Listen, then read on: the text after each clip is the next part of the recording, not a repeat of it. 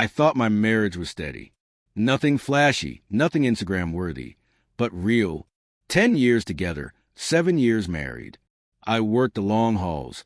12 years driving trucks cross country, building a life off steady paychecks and solitude. Jen, my wife, held things down at home. Insurance job, cooking, keeping the rhythm while I handled repairs in the yard. We had a system, a partnership, solid. I bought our house before we ever said, I do. 3 bedrooms, 2 baths, built in the 90s. Paid $210 for it back in 2015. Today it's worth nearly $500,000. Back then, Jen appreciated the stability. She liked the fact that I wasn't chasing thrills but building something that lasted. Our weekends were camping trips, movies on the couch, small dinners with friends. Simple, steady, loyal, or at least that's what I thought. The cracks began when her sister, Vanessa, blew back into town. Divorced twice, living off drama, forever chasing new men and new chaos. The kind of woman who floods her socials with live your best life quotes while her own life burns in the background. Suddenly, she was camped out in our living room, whispering poison in Jen's ear. Exotic vacations, endless flings, life's too short to be tied down. I watched the changes unfold in real time. Jen went from being content with us to acting like she was trapped in some boring rerun. She started following lifestyle influencers, women her age who somehow had the money and time to spend every week in Bali or Mykonos. And with that came little comments. Our life was too routine. I wouldn't understand because I was just a trucker. Just the job that paid for the roof over our heads, the food in our fridge, the nails she suddenly had time to get done twice a week. Her respect started eroding, one eye roll at a time. When I talked about saving for retirement or fixing up the house, she'd sigh, like I was the anchor holding her back. At dinner, she'd casually drop bombs about other couples, therapy, sex issues, like she was hinting we were the ones with problems. Then, 3 months ago, she quit her job without even talking to me.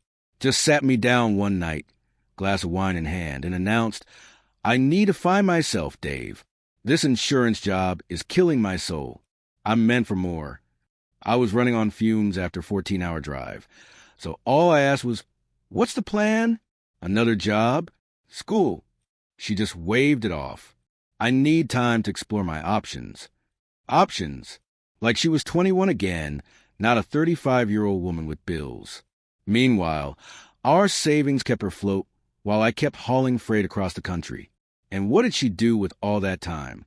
Brunches with Vanessa, scrolling Instagram, buying new clothes. The cooking stopped. The cleaning stopped.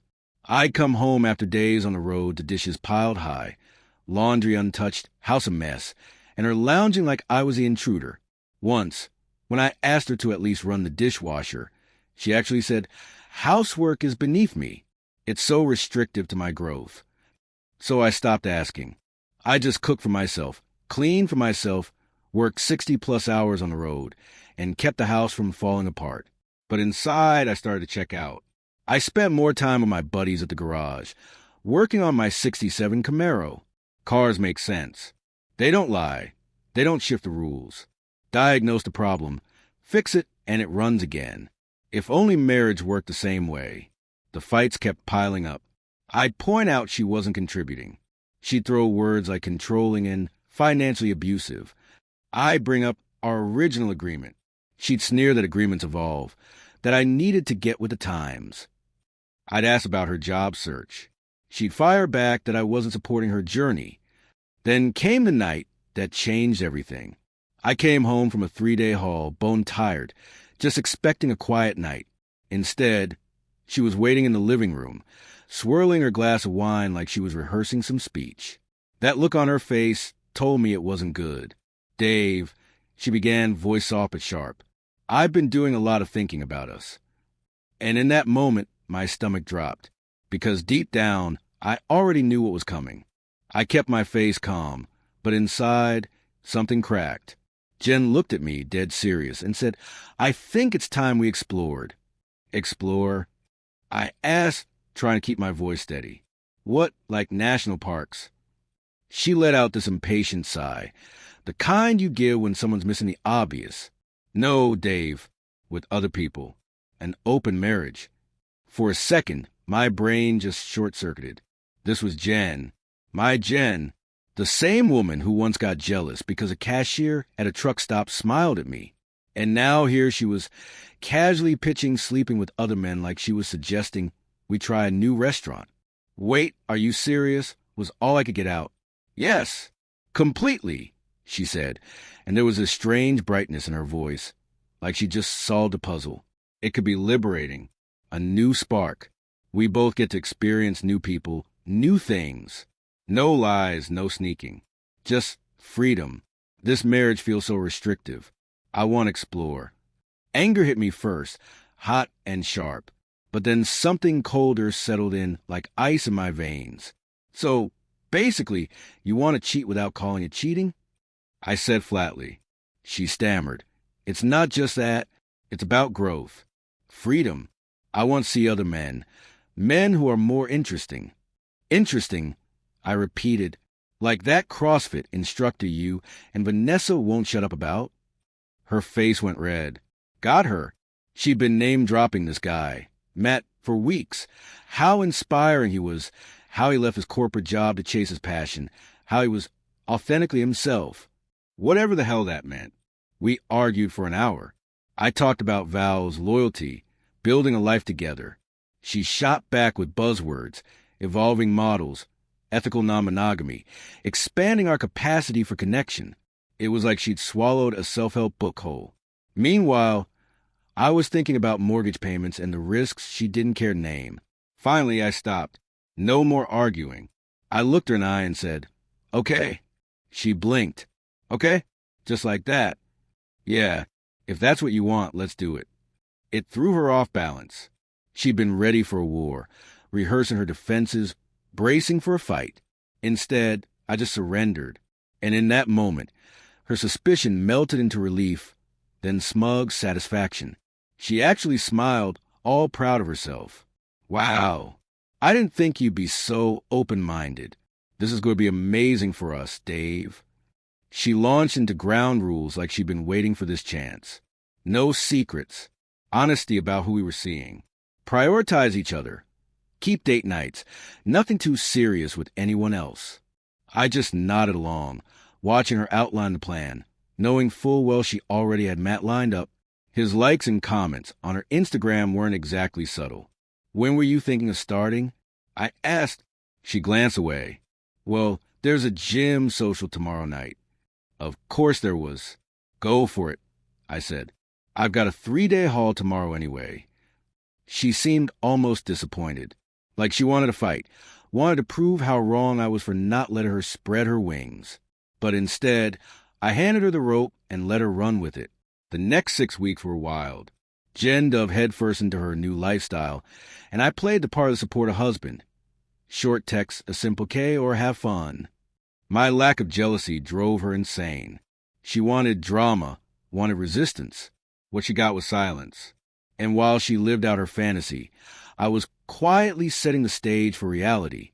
New bank account, money moved in small amounts.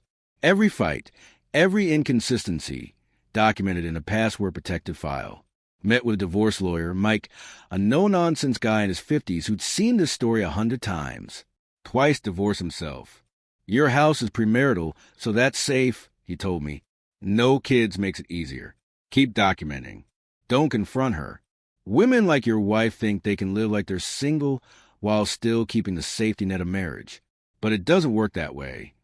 So I listened, kept my head down, let Jen think she'd won. And in the meantime, I rebuilt myself. Hit the gym harder. Lost 15 pounds. Packed on muscle. Started looking like a man who was ready to start fresh. And then, 2 months in, the universe threw in a twist Jen never saw coming. Our neighbor, Amanda, hot, 35, fitness instructor type, always in yoga pants, always too friendly according to Jen.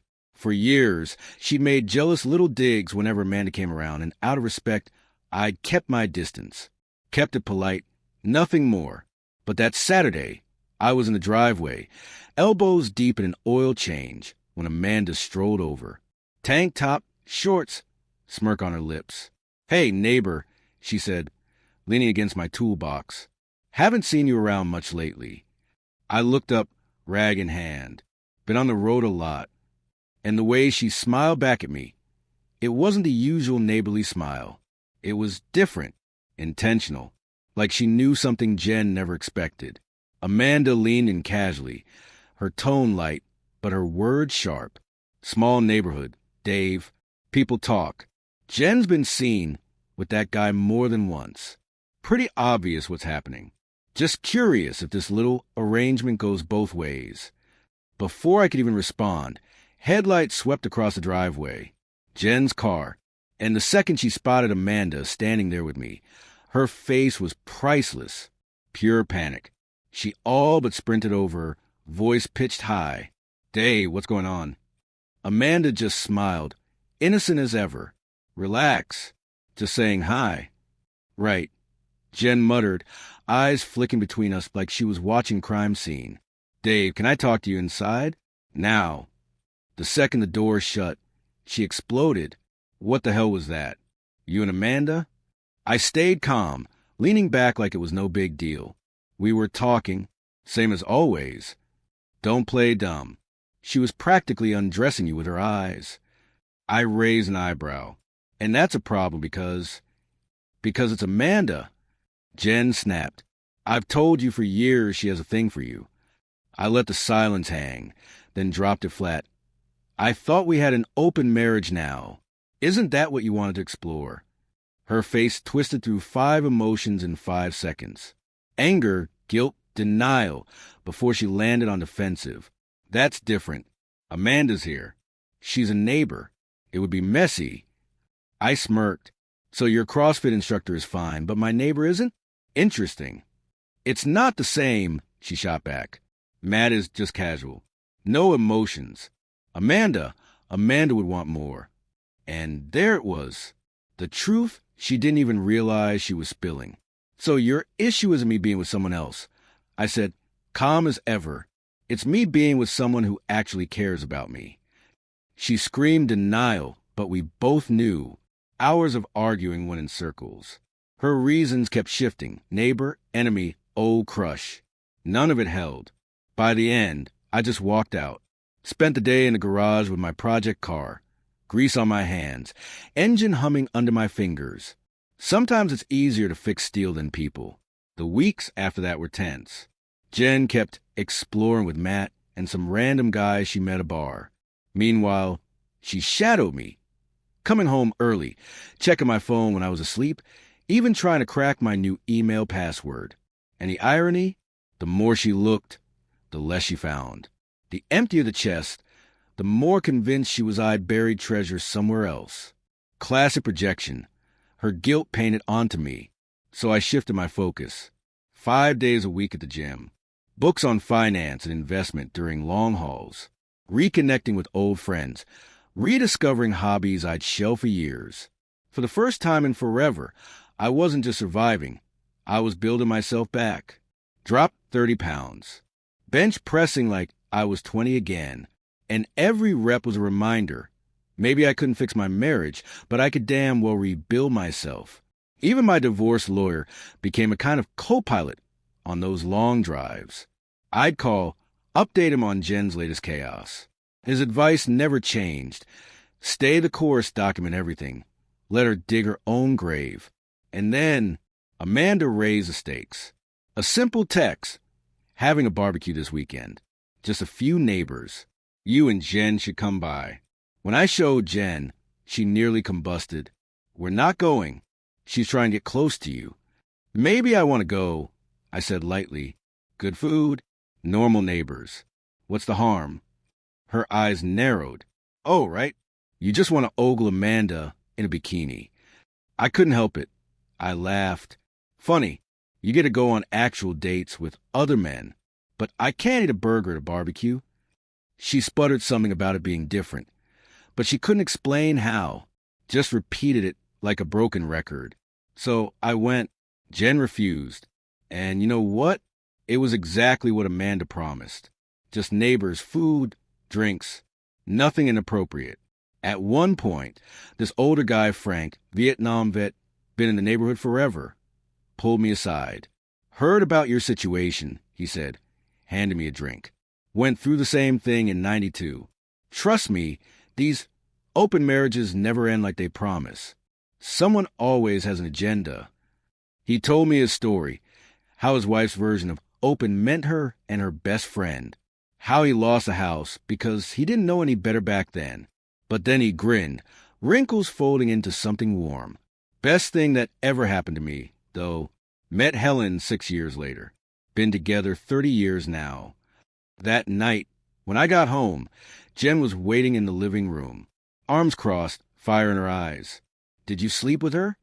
I blinked. "Excuse me. Amanda, don't lie to me. Dave, did you sleep with her?" I let out a low laugh. "Wait, why would that even be a problem? Didn't we open our marriage?" "Amanda is the problem," she hissed. "Yeah, sure.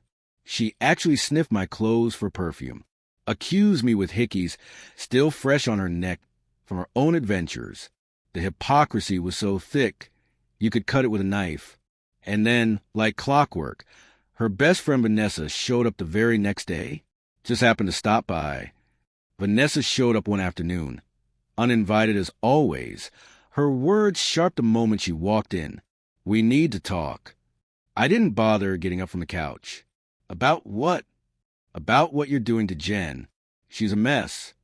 I actually laughed. "What I'm doing to Jen? That's rich. She's the one who wanted to open the marriage, said it would spice things up, help us grow. And now you're telling me I'm the villain because I went to a barbecue." Vanessa dropped onto the chair like she owned the place. "Jen cares about you, Dave. She's just trying to find herself." "In other men's beds?" I shot back. "Don't be crude," she said, with that dramatic sigh she always had ready. This was supposed to be mutual growth. Mutual? I repeated. "So, why is it only a problem when I do something as harmless as eating a burger with the neighbors?" "Because your intentions weren't pure," she said flatly. "You know Amanda's always had a thing for you. It's disrespectful." I leaned forward, voice steady. "And Jen sleeping with her CrossFit instructor isn't disrespectful? That's different, right? Just physical. No history. Same excuses. Different messenger." I stood up, finally done playing nice. "With all due respect, Vanessa, which is none, this is between me and my wife. You were the one cheering her on, telling her to find herself, telling her to open our marriage. Don't act surprised when it doesn't play out the way you imagined. That night, Jen tried a different tactic.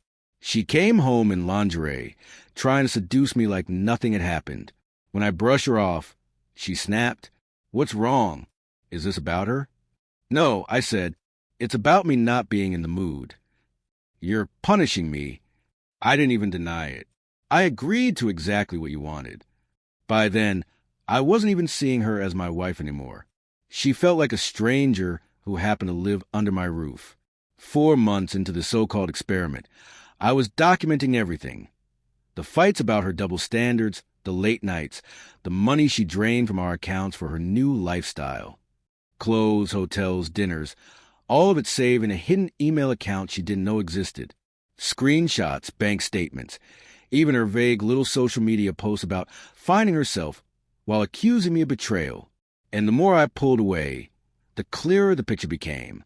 One night I came home early, quiet as a shadow, and caught Jen and Vanessa at the kitchen table, whispering over seltzers. Their words were sharp, surgical. "We just need to figure out how to get your name on the deed," Vanessa was saying, "or at least prove you contributed to the house somehow." I slipped back outside, then re-entered loudly a minute later. They switched topics instantly, but I'd already heard enough. This wasn't about exploring some modern marriage. This was about bleeding me dry. My lawyer was thrilled with what I gave him. "She quit her job. She's draining your accounts, contributing nothing. This isn't just adultery. It's abandonment. Keep documenting. Don't confront her. Let her hang herself." So I did. Meanwhile, I was transforming. The gym became my church. 30 pounds gone, posture straightened, clothes finally fitting right. Even my boss pulled me aside once. "Whatever's going on with you, keep it up. You look good. You're sharper than ever." Amanda had become an unlikely ally, not in a romantic way, but she saw Jen's double life for what it was. She'd text me updates, like the time she saw Jen playing house with some guy at a coffee shop, only to glare at me like I was the one being unfaithful. That double life was her norm now. The dutiful wife when it suited her, the party girl when it didn't. So I took precautions. Installed security cameras in the house. Perfectly legal since it was mine before the marriage. I didn't tell Jen. Those cameras caught everything. Her sneaking men inside when I was gone, rifling through my desk drawers, digging through my mail. They also caught the conversations. Jen and Vanessa plotting like vultures, talking about the house as if it were already hers. I just need to keep him pacified until I figure out my next move, Jen said one night. Matt's fun, but he's not husband material. I need to be smart about the house. It's worth a fortune now. Vanessa chimed in with legal strategies, laughable ones about her, contributing to the property. The same woman who never changed a light bulb. I sent the recordings to my lawyer. His response was immediate. This is gold. Intent to defraud, document every word. And I did. Every fight, every lie, every whispered plan to gut me. All of it archived. At the same time, my escape plan was coming together. A storage unit for heirlooms, documents, my grandfather's gun collection. Anything I couldn't risk losing in the storm ahead. 60% of our savings moved into my own account. Not hidden, just protected. Enough to keep me standing when she inevitably tried to pull the rug out. Because by then, I wasn't just waiting for the end. I was ready for it. I was waiting for my chance with Jen, and I knew it was coming soon. 6 months into the so-called open marriage, everything was unraveling. She'd stopped pretending, staying out all night, barely bothering with excuses, throwing money around like it grew on trees. I had already moved most of our joint savings into my own account, left just enough for bills, groceries, and a little cushion so she wouldn't suspect anything. And she never noticed. She hadn't looked at a bank statement in months. Too busy, finding herself over brunches and hotel rooms she thought I didn't know about. Then one night, everything shifted. I came home from a 3-day haul, dead tired, duffel still in my hand, and found Jen in the living room. She wasn't alone. CrossFit, Matt was there, leaning back like he owned the place, a glass in his hand. Jen lit up with that fake brightness she always used when she was caught. Dave, you remember Matt? Matt gave me this awkward half-smile. Hey, man, good to finally meet you properly. He was exactly what I expected. Mid-30s, salon haircut, arms built for mirrors but legs skipped every day. Wearing one of those $80 performance shirts that were really just polyester. And there he was, feet on my couch, pouring my Lagavulin into a solo cup, my birthday bottle. That was it, the last straw. I set down my bag and stared at him. You're drinking my Lagavulin. Jen rolled her eyes and waved it off. Don't be petty. I bought that bottle. She hadn't. My brother gave it to me last month. But that wasn't even the point.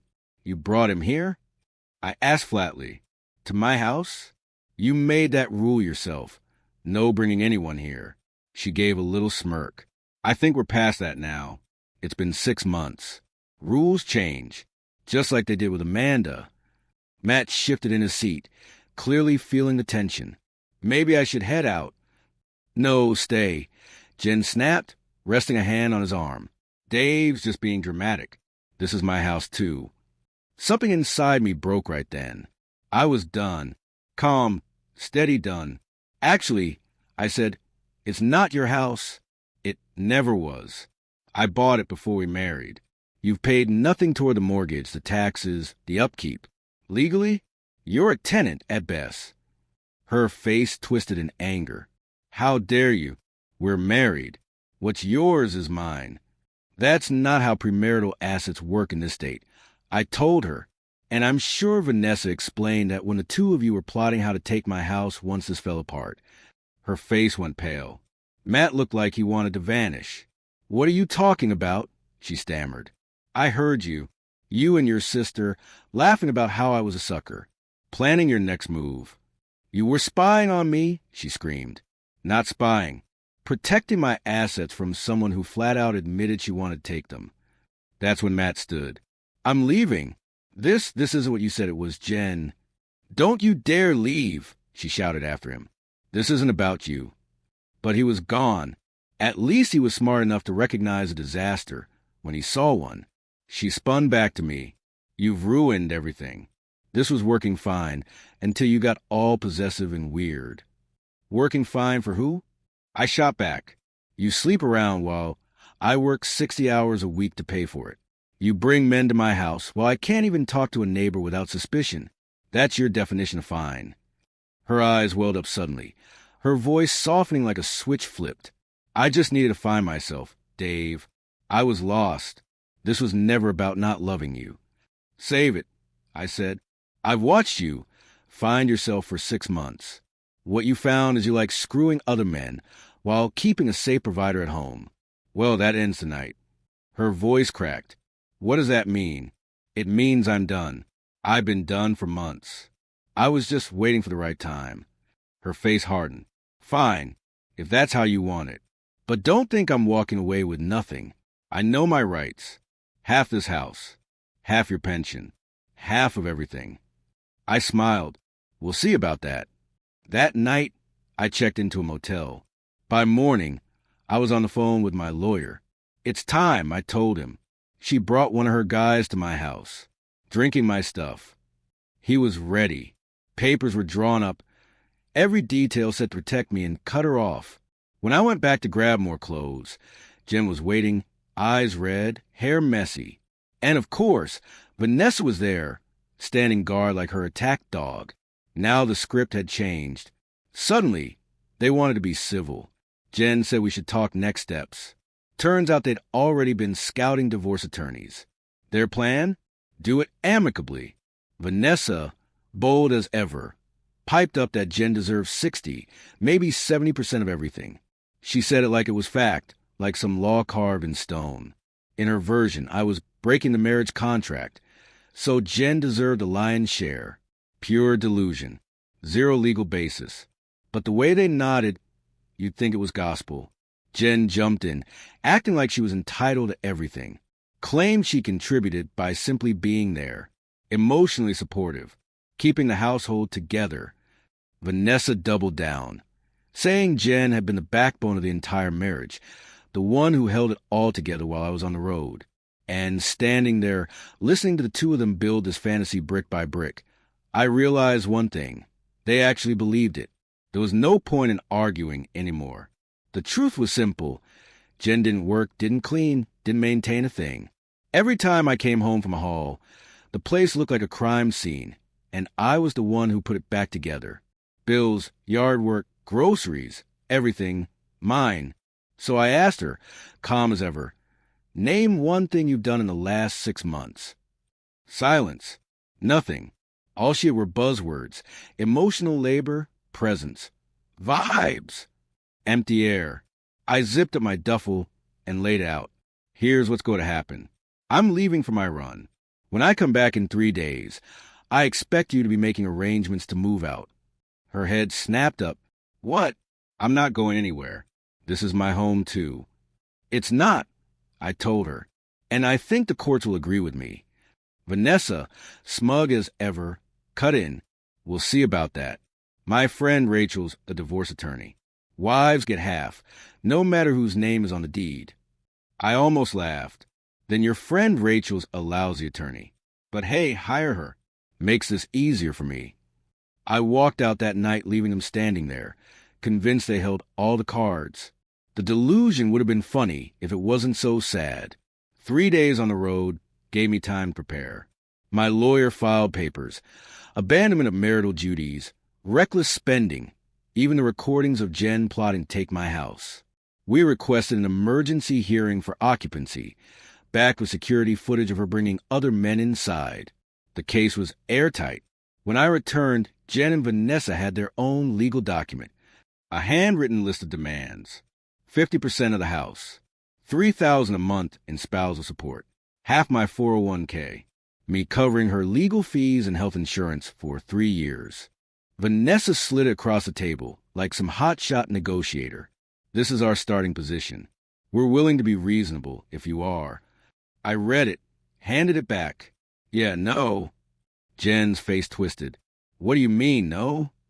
Vanessa leaned forward, snapping. You think you can just throw Jen away after she gave you the best years of her life? You're pathetic. I pulled out my own envelope and placed it in front of Jen. Her hands shook as she opened it. Confusion turned to shock, then fury. What is this? Lies, she screamed.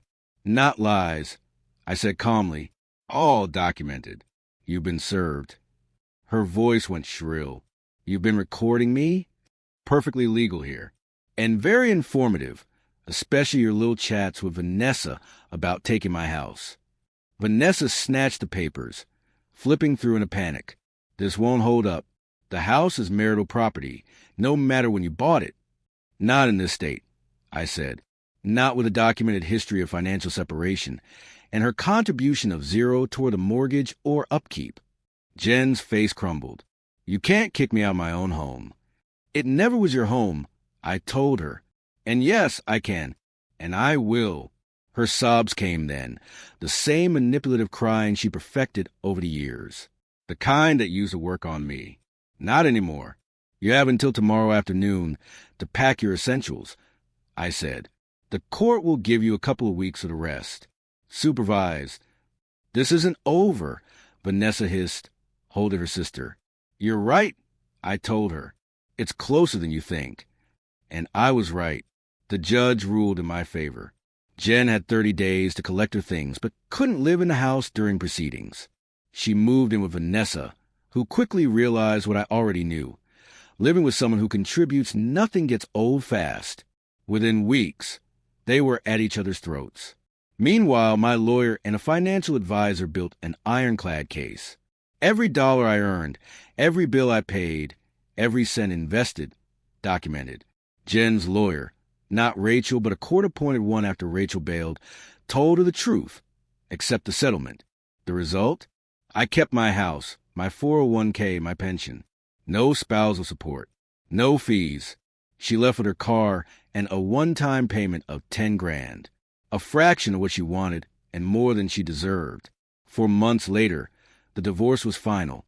The last time I saw her was when she came to collect the last of her things. Makeup smudged, hair in that breakdown bun. Vanessa had kicked her out. Matt had ghosted. She was hollow. I still love you, Dave, she said softly. We could start over. I've learned my lesson. I looked at her for a long second. No, Jen, that's not fair. Goodbye. And I closed the door. That was 6 months ago. The divorce is final now. I still have my house, my truck, and, most important, my dignity. Funny thing is, I ran into Amanda at the hardware store last week. We grabbed coffee. Nothing serious. Just two people talking. She asked if I was ready to date again. I told her the truth. I'm staying single for now. Because life goes on. And for me, it's better than ever.